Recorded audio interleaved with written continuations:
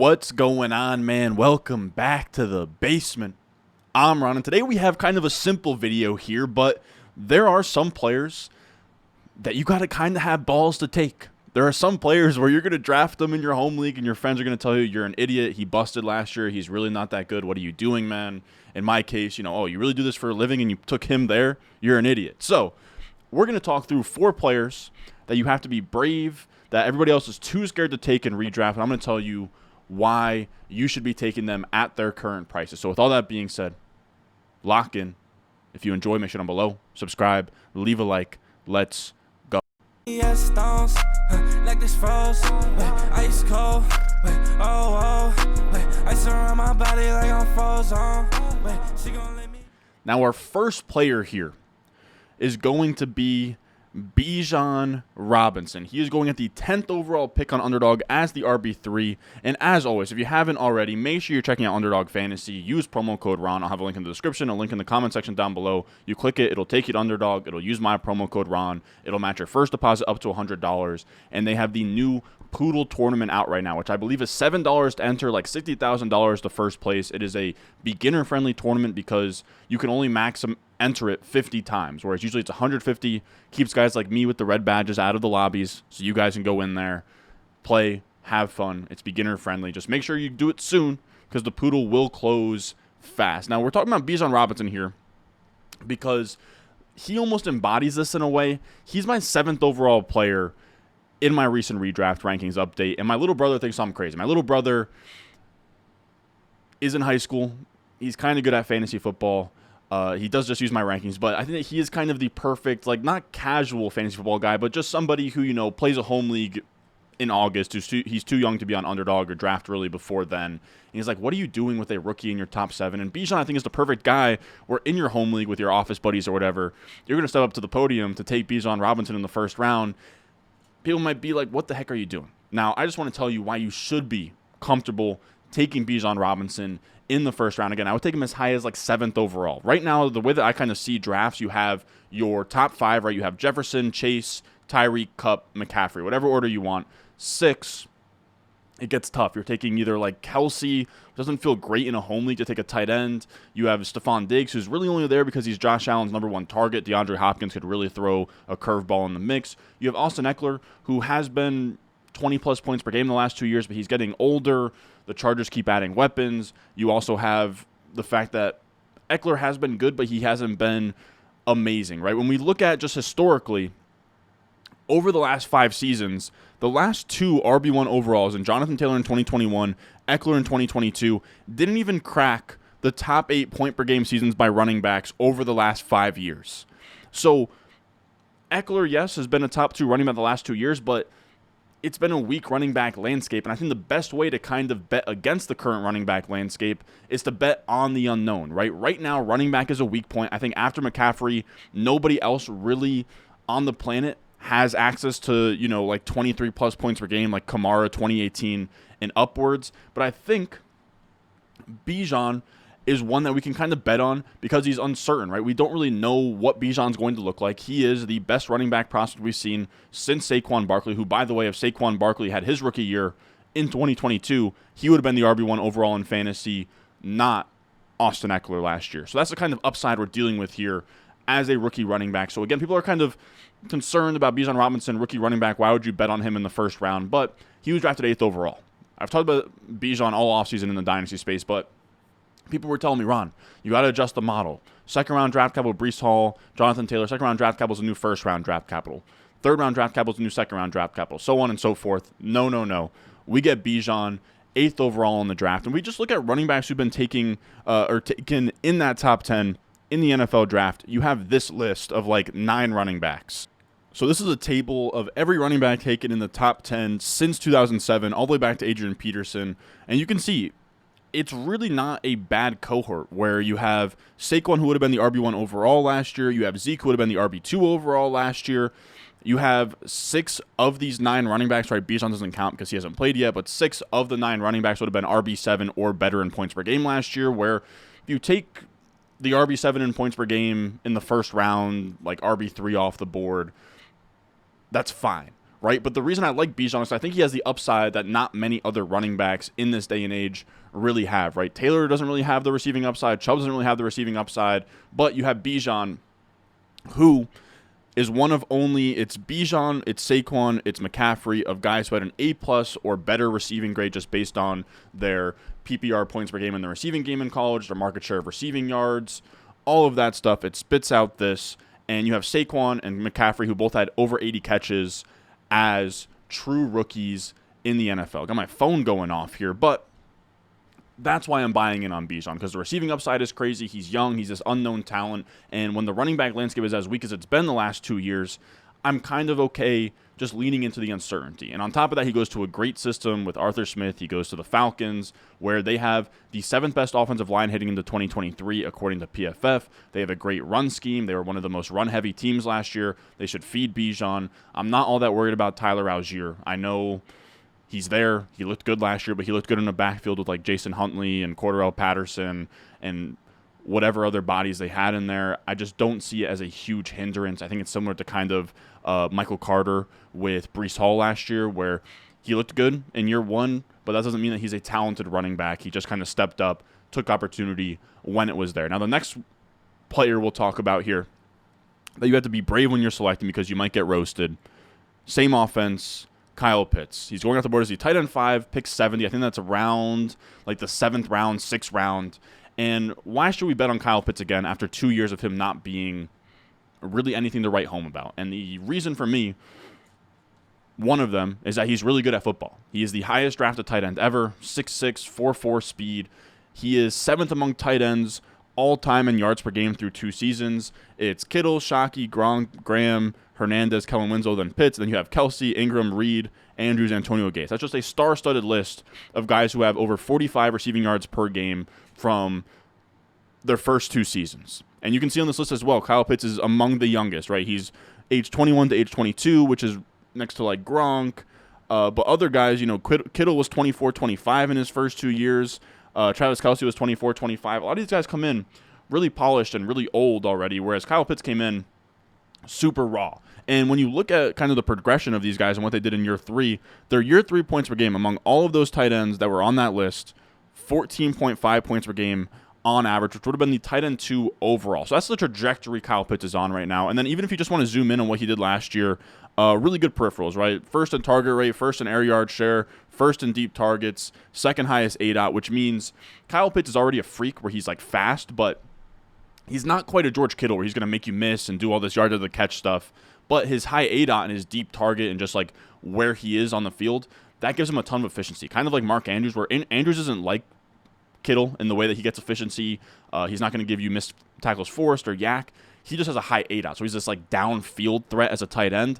That's what you have with Kyle Pitts. It just so happened that Mariota couldn't hit him last year and some other things that went wrong, but he has a huge efficiency ceiling from the ADOT. He's a big target, so the touchdowns could bounce back here, and he commands volume. And that's really all you could ask for, right? Unrealized air yards, number 1 in the NFL among tight ends, second highest target share. The volume is there. He can command targets. Just a matter of some touchdown luck and this offense kind of bouncing back. Now, the reason that I'm down to bet on that is because, one, the price, right? You're getting him 7th round. I think this is going to be like the cheapest we've ever gotten Kyle Pitts, which is pretty crazy considering heading into year 3, like this is when the scoring is really supposed to start. Now, the touchdown total is rough. Just 3 touchdowns through his first 2 years, but PFF has him at 9 expected touchdowns. So based off of like his yards and his red zone targets, they have him at 9 touchdowns, like where he should be, right? Expected touchdowns, they have him at 9. He's at just 3. So he's had awful touchdown luck through this point.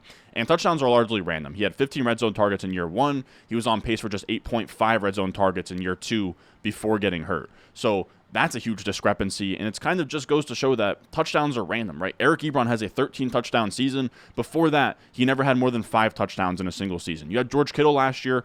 His knock was always that he couldn't score touchdowns. His highest touchdown total was like 6, and then last year he scored 11 when he didn't even have – he had like a new quarterback and Brock Purdy and like Trey Lance early on, and he scored a bunch of touchdowns. I think it would just be overthinking it to say that Kyle Pitts has only scored 3 touchdowns through his first 2 seasons, that he can't score touchdowns in the future. He's 6'6". I don't see how the touchdown upside isn't there. Now, I also think that the offense is going to positively regress as well, so I think it's going to get better, whereas this offense last year was 5th in pass attempts per game since 2000. So 24.4 pass attempts per game was the 5th lowest since 2000, which is crazy, right? That's when they were running the ball a lot more. 5th lowest is a historically low season for this Falcons offense. They had, again, 24.4 pass attempts per game is really, really low. Now, I wanted to look back and just kind of see how offenses bounce back. This is something that J.J. Zachariason has written about in the past, but just in terms of outlier offenses bouncing back in the pass attempts category. So this is pass attempts per game for every offense since 2000 that has had under 27 pass attempts per game. There's 19 offenses here, and you have all 19 seeing an increase, right? The blue bar is their pass attempts per game in that year that's given, right? So 2000 Miami, blue bar is how many pass attempts they had in 2000. Red bar is how many in 2001. So you can see across the board, everybody is increasing. And it even goes to show how much of an outlier the season is, because you have 2020 in Baltimore, 2018 in Seattle, and then you don't have another season under 27 pass attempts per game until 2013 Seattle, right? So there's only been 2 such seasons since 2013. And we just saw 2 in this last year with the Bears, but then also the Falcons, which we're talking about right now. And again, all 19 of these offenses saw an increase in pass attempts per game in the following year.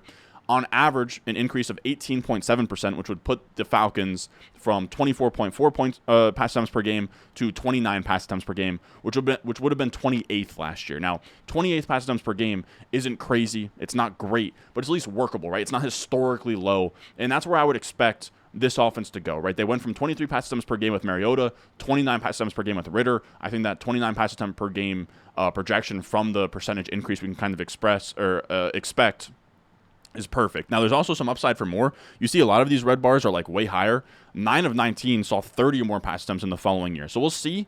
I doubt the Falcons have that much of a pass attempt ceiling, but I think it would be wrong to say that they're going to be historically low again and be like a 25 pass attempt per game offense. It's going to regress to the mean. It's probably going to be somewhere in the bottom 10. Now, where it falls in the bottom 10, we don't know, but that should be at least enough volume to be workable with Kyle Pitts. And the last thing that I'll kind of leave you guys with on Kyle Pitts is that his peripherals right now go toe-to-toe with a lot of low-end wide receiver ones. And you have to remember that Kyle Pitts, we've kind of held him to this standard, top 5 pick in the NFL draft, unicorn, wide receiver, tight end hybrid. End of the day, he's going in your tight end spot in fantasy football. And we look at his career targets per route run, 22.6% is better than T. Higgins, Devonta Smith. It's right there with Waddle. It's right there with DK Metcalf. Now, this group of players is kind of random, right? I just wanted to put Drake London because he's his teammate, Andrews because that's kind of like a similar tight end. And then you have T. Higgins, Devonta Smith, Jalen Waddle, DK Metcalf, who are like these high-end wide receiver 2 types. And Kyle Pitts' peripherals can go toe-to-toe with them, right? 22.6% target per route run goes toe-to-toe with T. Higgins through DK Metcalf. His career yards per route run of 1.92 is actually better than Devonta Smith and DK Metcalf's yards per route run. It's right on pace with pretty much everywhere else besides Waddle and Andrews. And his career expected points per game. Expected points per game is just based on your volume, how many points per game should you be scoring.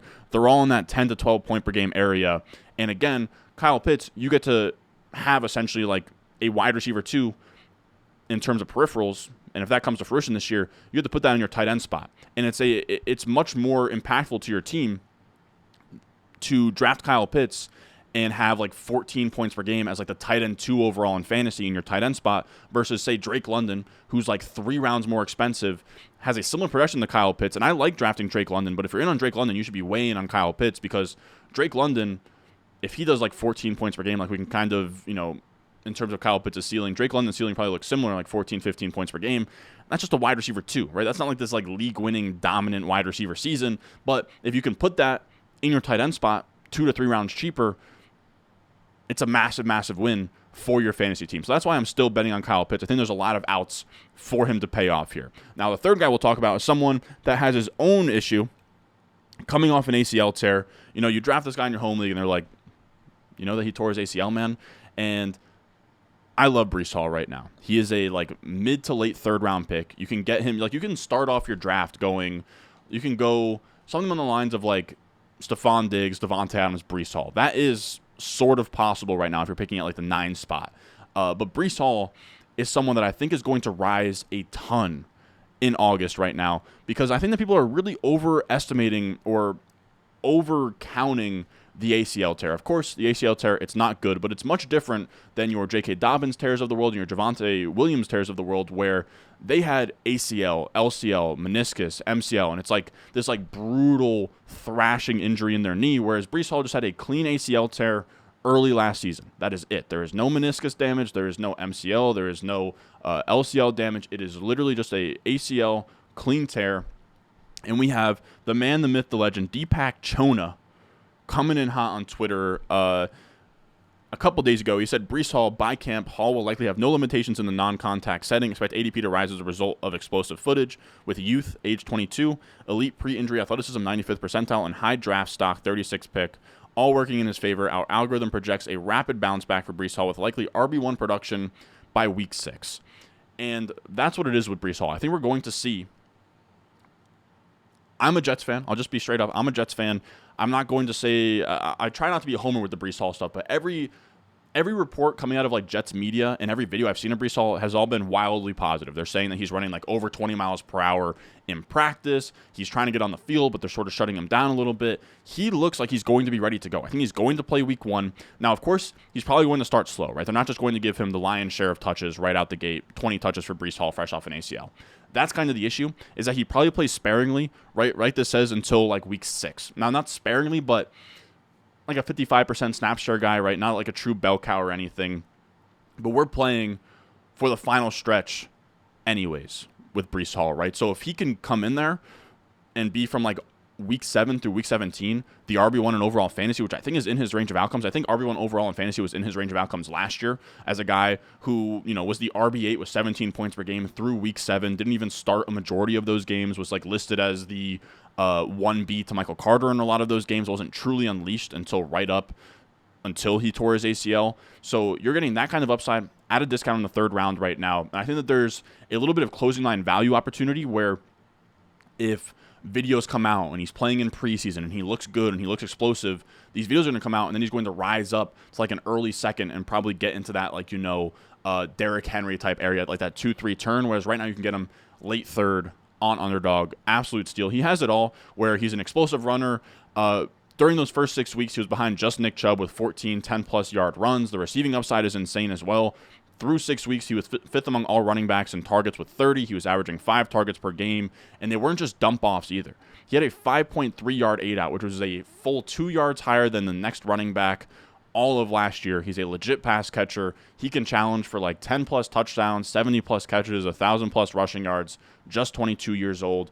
Breece Hall, I know that ACL tears have been unkind to us recently, right? We had Jamal Charles, Adrian Peterson did really, really well, and then since then it hasn't been as great. But if there was one guy that could take that, Adrian Peterson 1-year turnaround, I really do think it is Breece Hall. Now, after that, we have our final player here, one of the most polarizing players on Twitter, Gabriel Davis. Now, everyone has an opinion on him. He was going last year in the 4th round, and there was a lot of debate between Gabe Davis and the nerds of Twitter and the football guys of Twitter, and it came down to, Gabe Davis on a per-route basis could command volume. It just came down to how comfortable you were extrapolating it to a full diet of routes, whereas the nerds on one hand, and I even took a step back and was like, I can't really agree with my fellow numbers brethren, but they were coming out here and saying pretty much that, he had like a 10% target share. How is he going to get enough volume? But they were overlooking the fact that on a per-route basis, he was commanding volume at a fine rate. Then he comes out last year, route percentage goes up to like 95% plus. His target share goes up to like 18%, which will work on like a 15-yard ADOT he had. I think that was like top 6 in the NFL last year. So it all worked out, and still people kind of feel like he busted at ADP, right? He finished wide receiver 36 in points per game, which isn't going to be good for where you got him, but I think what people don't understand is that he really was fine if you had him. He had an 18.7% advance rate in Bestmania 3 last year, average of 16.7%, so he was just fine there. He was the wide receiver 25 in best ball points added, which just takes into account, it kind of offsets the negatives of not getting into your lineup, but it kind of calculates like how much of an impact this guy had. Gabe Davis was still a monster in best ball, despite not really having a great year. And I think that's kind of what his price is centered around, like these expectations of him taking that next step. People are really wrapped up in the fact of like whether or not Gabe Davis is good or bad when that's not really the calculus here. This is a tweet I had I said, just as a reminder, Gabe Davis is a limited wide receiver without the skill set to ever be a superstar from a real-life perspective. He can also be a league winner for fantasy football at his current ADP in 2023. These can both be true. This was a screenshot by Matt Harmon, who does great work. You guys know. I talk about Matt Harmon all the time. He does amazing, amazing, amazing work. But there were a lot of bros that were coming out here, like, quote tweeting this and saying, like, oh, Gabe Davis is who we thought he was. And here's the issue. Like, the bet with Gabe Davis was never that he was going to take this next step and be this, like, amazing wide receiver. It was just simply that he is the downfield, big play wide receiver with multiple touchdown upside in a given week attached to Josh Allen. And that's kind of all you need, right? 18% target share, 15-plus yard ADOT. You connect on a couple of those, and you have this, like, largely impactful wide receiver, which, again, you're drafting a wide receiver 41 these days in, like, the 7th round, which means you don't even have to start Gabe Davis in your flex week 1. Like, the way that I'm building teams, like, Gabe Davis is probably, like, my first wide receiver off the bench that I'm kind of, like, filtering in. And if he's good this year and he's startable, he's going to give you some massive, massive spike weeks, which is what we're looking for in these, like, kind of like wide receiver 4 types in best ball, in fantasy football. So I'm a big fan of Gabe Davis. I think, again, when we just sort of boil it down, he was the wide receiver 36 in points per game as a 4th-round price tag last year, and he didn't hurt your team. You're now getting to buy him at a 7th-round price tag. It's the same bet. Like, assuming, of course, DeAndre Hopkins could sign there, and that throws a wrench into things. But if DeAndre Hopkins doesn't sign with the Bills, he's the exact same bet. Maybe his price goes up, but I guess that's sort of reason to get on Underdog now and sort of buy now before Hopkins signs elsewhere. Maybe his price, I don't know, even still, I think his price would just be like a 6th-round pick instead of a 7th. But yeah, Gabe Davis is someone I'm taking a lot of, even when I don't have Josh Allen. If I have, I'm trying to think, like, if I have like a Patriot stack going on with like Ramondre Stevenson for that week 17 correlation on Underdog, I could be, you know, getting Gabe Davis in there. But I think that he is just somebody at this new price. It's just really easy to click the button on Gabe Davis in pretty much any format. So with that being said, those are 4 players that I think you need some balls to draft in fantasy football, but they're all guys that I'm pushing the button on right now. I think right now is probably the best time to take risks because, you know, let's say I get up to like 20% Breece Hall exposure, and then like Dalvin Cook signs with the Jets, and he like doesn't look good in preseason. He somehow becomes like a 6th-round pick. Well, I can just enter a shit ton of drafts in August and not draft Breece Hall, and I can get my exposure back down to like, you know, maybe 8%. So you have a lot of flexibility this far out. I think those are 4 guys to really go ham on right now before things sort of spiral out of control. I think the only one that won't really rise up is Bijan, but I think the other 3 will. But again, you need some nuts to draft these players. I hope that I sort of could be the calming voice, because I think that some people are going to be scared to draft these 4 players, but I think those 4 players are good for fantasy football in 2023. I hope you guys enjoyed this video. As always, if you enjoyed, make sure down below, subscribe, leave a like, use promo code Ron on Underdog. And as always, I will see you guys in the next one.